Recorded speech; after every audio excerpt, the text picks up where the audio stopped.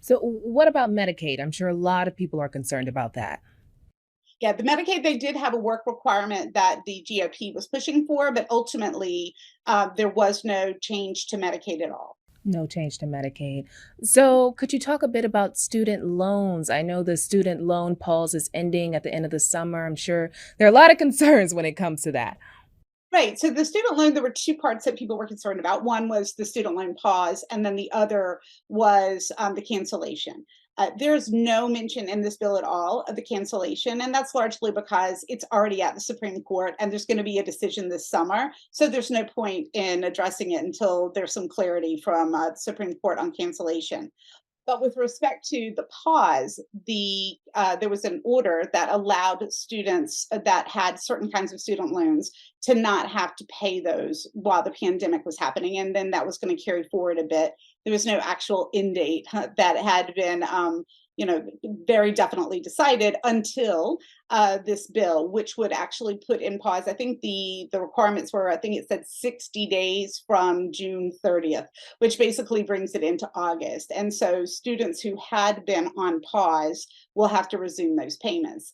Interestingly, when the Congressional Budget Office did their scoring to see like what the impact would be on the economy of that happening from the pause, they actually said that it would not affect spending. I think there was again some posturing that suggested that this was going to bring like huge amounts of money into the government. But while it does accelerate the payments, it doesn't actually change the number of the payments. Okay. So, speaking of spending, what about the unspent COVID funds? Right. So this was also a point of contention because there is money still available for certain kinds of COVID programs that were set up during the pandemic, and that money is being clawed back. So this is not money that has been distributed to, say, taxpayers, but it's typically money that's sitting in federal agencies that were earmarked for COVID relief that's being brought back. So, Kelly, you talked about timing, and the debt limit has been suspended through 2025. And in your story, you mentioned that that was pretty interesting because people only expected it to be suspended for the next few months. Could you talk about that? Right. So the debt limit's actually been suspended or raised many times since it began. So this is not a discussion that's new. And as we mentioned earlier, it can also be very political, and this year in particular is very political. So there is a real advantage to making sure that we can pay our bills. And again, everybody appreciated that. But there was some posturing that suggested that they weren't going to make this easy, right? And the timing therefore mattered because next year is a presidential election. So it carries a lot of importance for both parties.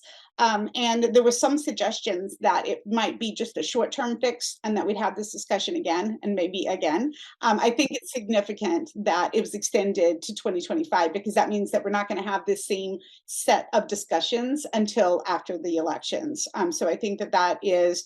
I think it's good for the country, but I also think it was beneficial because it put a lot of pressure on both parties to make sure that this was a deal that addressed a number of issues, that were going to be long term. I mean, long term being relative in politics, 2 years is long term. So it did. I think it was a very interesting timeline that surprised a lot of people. Okay. So, what else do we need to know about this bill? I think it's worth noting that, again, I think sometimes people don't always understand what the debt ceiling is, even though it's about controlling spending. It's not necessarily budget. So I did get a lot of questions on social media asking me, what does this mean for taxpayers? And are we going to see new taxes? And so I can answer that question easily that there are no new taxes. This didn't institute any new taxes. One of the things it does do, though, that does impact taxpayers is it does claw back some of the money that was given to the IRS under the Inflation Reduction Act. And really interesting is that we saw a lot of numbers being bandied about before we actually saw the text of the bill. The text of the bill is 99 pages long. The text of the bill actually only claws back about 1.4 billion from IRS. But people have probably heard both the president and McCarthy talking about 20 billion. And so that seems a little confusing. And the 20 billion is sort of a side agreement almost, where the number that's actually in the bill is the 1.4 billion that's being pulled back. But the additional 20 billion would be taken from spending for the next 2 fiscal years from IRS and reallocated to other non-defense spending.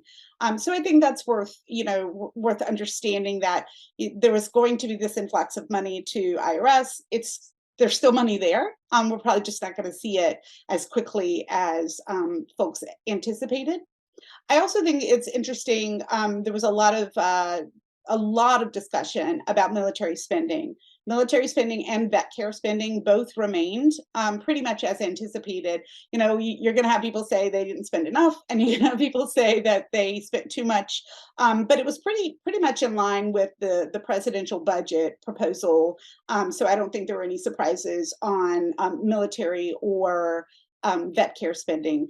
I think where the most impact is going to be felt is that they did impose caps on spending for the next 2 years, which means that for domestic non-defense related spending, there are going to have to be some cuts. And so that's going to be something I think we're going to see more when we talk about the budget, because who gets what piece of which cuts, that's something that isn't addressed directly in this agreement. That's going to be something that has to be hammered out. But there are some provisions that, if they don't come to an agreement, would automatically cut spending.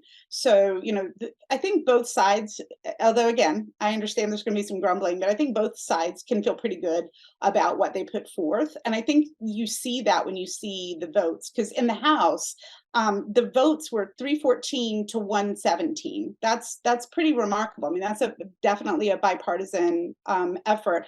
And in the Senate, the Senate is very narrowly controlled, and the Senate vote was 63 to 36.